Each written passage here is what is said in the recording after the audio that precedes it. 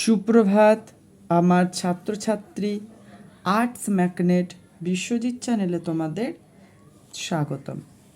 তো প্রিয় ছাত্রছাত্রী, তোমাদের ক্লাস 11-এর আমি দর্শনের যে দুটো ভাগ, একটা হচ্ছে ভারতীয় দর্শন আর একটা হয়েছিল কি পাশ্চাত্য দর্শন।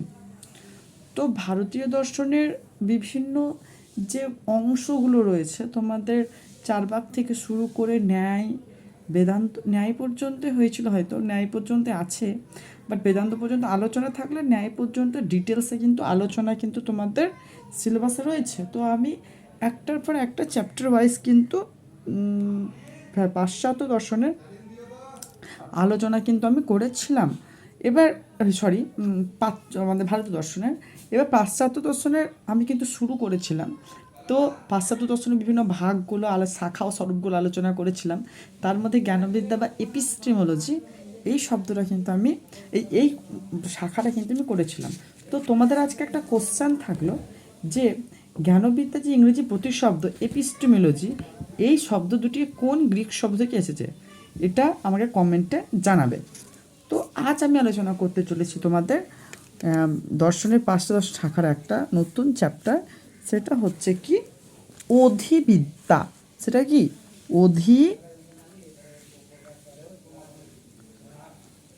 অধিবিদ্যা। 5টা দর্শনের একটা শাখা রয়েছে তোমাদের অধিবিদ্যা। এই অধিবিদ্যার যে তোমাদের ইংরেজি প্রতিশব্দ, এর ইংরেজি অধিবিদ্যার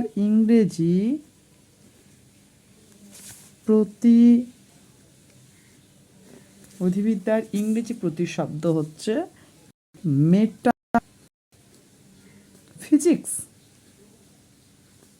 অধিবিদ্যার ইংরেজি শব্দ হচ্ছে মেটাফিজিক্স।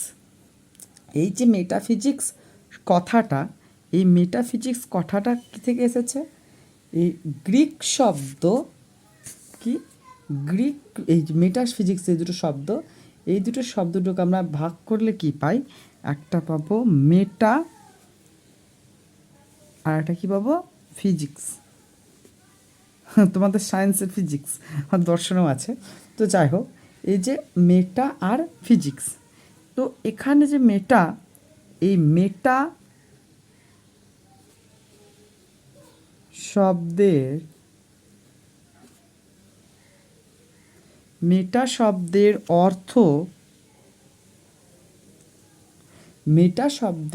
অর্থ হলো অতিক্রান্ত।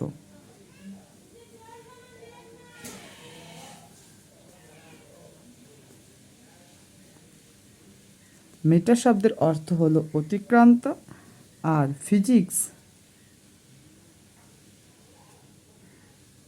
শব্দের মেটা শব্দের অর্থ অতিক্রান্ত, আর ফিজিক্স শব্দের অর্থ হচ্ছে পরিদৃশ্যমান জগৎ। কি? পরিদৃশ্যমান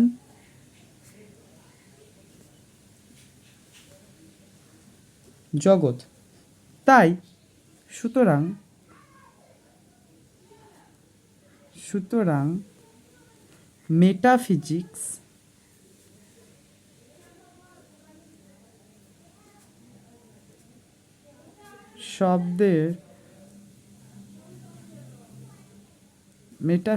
শব্দের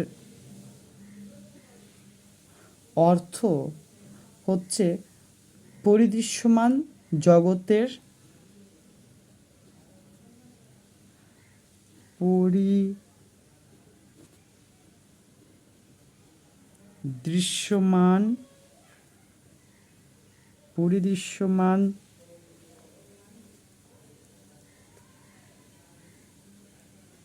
পরিদৃশ্যমান জগতের অতিক্রান্ত জগৎ।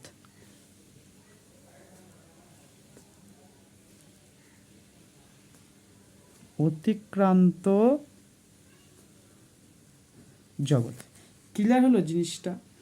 ইংরেজি প্রতিশব্দ মেটাফিজিক্স।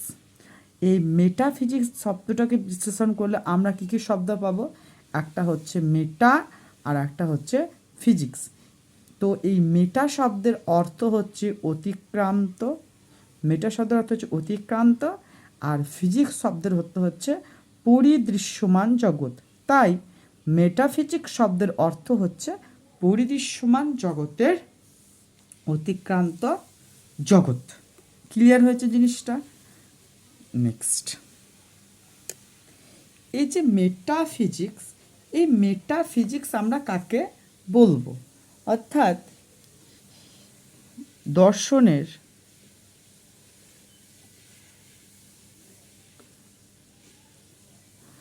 যে শাখা, দর্শনের যে শাখা বা শাখাটি ইন্দ্রিয় গ্রাহ্য,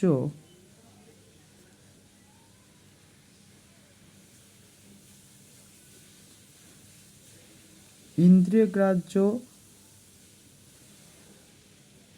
ইন্দ্রিয় গ্রাহ্য বস্তুর, ইন্দ্রিয় গ্রাহ্য বস্তুর অবভাসিত,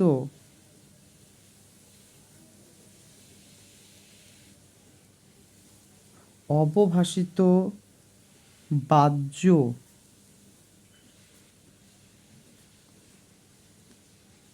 অবভাসিত বাহ্যরূপকে, অবভাসিত বাহ্যরূপকে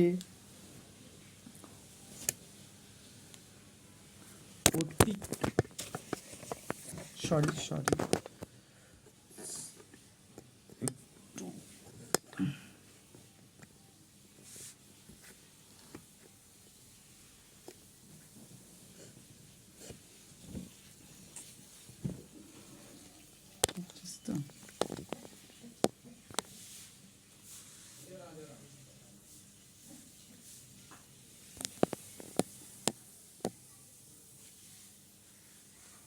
অবভাসিত বাহ্যরূপকে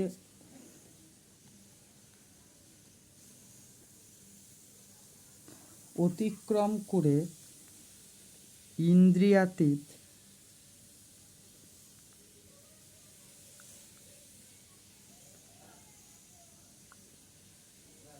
ইন্দ্রিয়াতীত বস্তুসত্তাকে,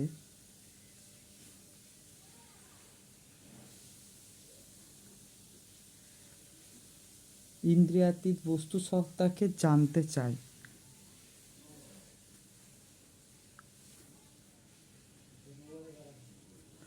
জানতে চাই।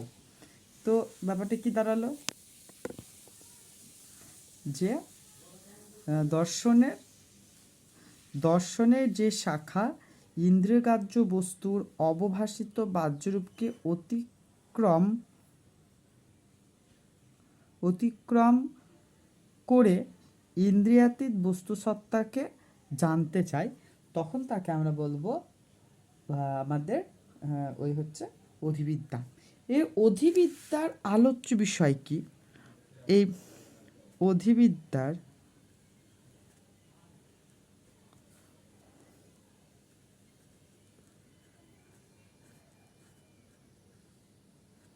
অধিবিদ্যার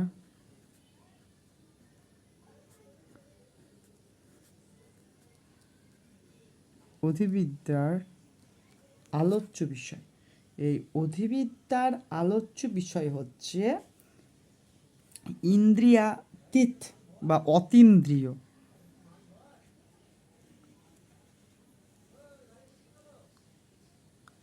অতীন্দ্রিয়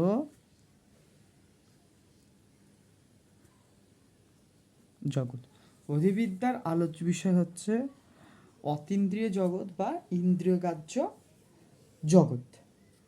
এইটুকু মনে রাখবে। আর একটা জিনিস, অধিবিদ্যাকে যদি জানতে হয় তাহলে জানতে হবে অধিবিদ্যার কি কি? একটা জানতে হবে তত্ত্ব, অধিবিদ্যাকে জানতে গেলে জানতে হবে তত্ত্ব আর অবভাস। অধিবিদ্যাকে জানতে গেলে জানতে হবে তত্ত্ব আর অবভাস। এই অবভাসটা কি? অবভাসটা হচ্ছে ইন্দ্রিয়গ্রাহ্য যে রূপ, ইন্দ্রিয় দ্বারা যে রূপটাকে দেখতে পাই। অবভাস হচ্ছে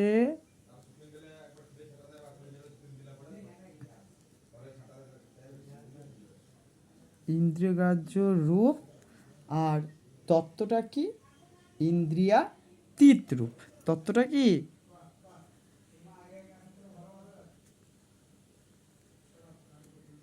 ইন্দ্রিয়াতীত রূপ। এইটুকু জিনিস তোমাদের অধিবিদ্যা সম্পর্কে একবারে পড়ে নেবে, আর এই লেখাটা তোমরা লিখে নেবে, তাহলে তোমাদেরও বুঝতে কিন্তু সুবিধা হবে। পরীক্ষার দিতে যাওয়ার আগে একবার দেখে নেবে। তো আজ এইটুকুই। ক্লাসটা ভালো যদি লেগে থাকে একটা লাইক, কমেন্ট, শেয়ার ও সাবস্ক্রাইব করে দিয়ে চ্যানেলটার পাশে থাকবে।